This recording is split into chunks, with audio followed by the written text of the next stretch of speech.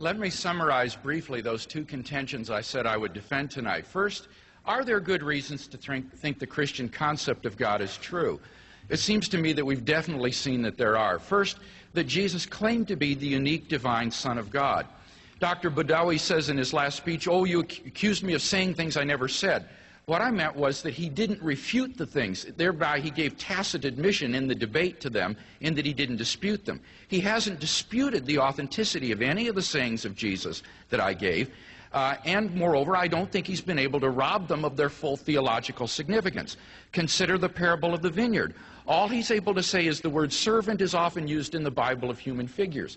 Fine, but that says absolutely nothing about the significance of the parable, where Jesus differentiates himself from all the prophets by being God's unique and special Son.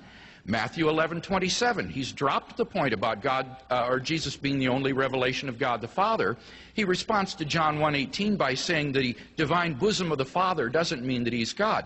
Granted, it's the phrase, the only begotten God, that indicates Jesus' divinity. He didn't dispute that.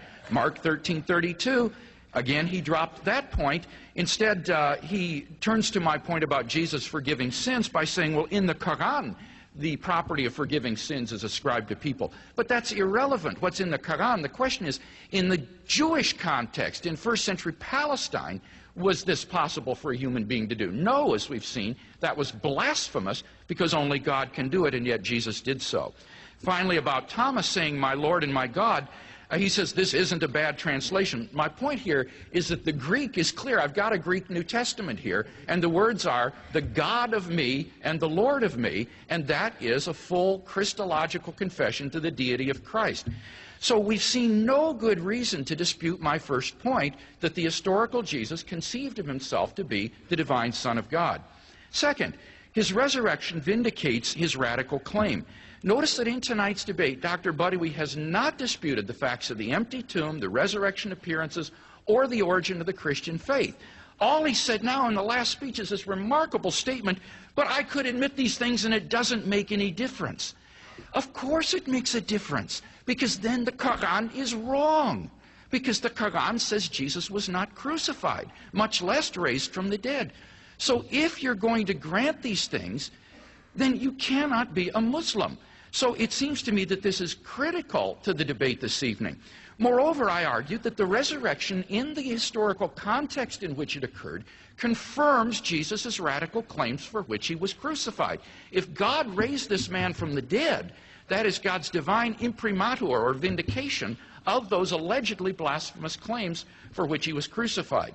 So I think we've got very good reasons for affirming the Christian concept of God. Pardon me.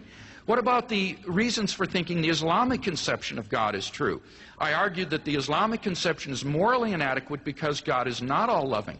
Dr. Badawi repeats his assertion that these expressions in the Quran mean, I love I love virtue and hate vice. But the problem is that's not what it says. It says, I love not unbelievers, sinners, the proud, and so forth.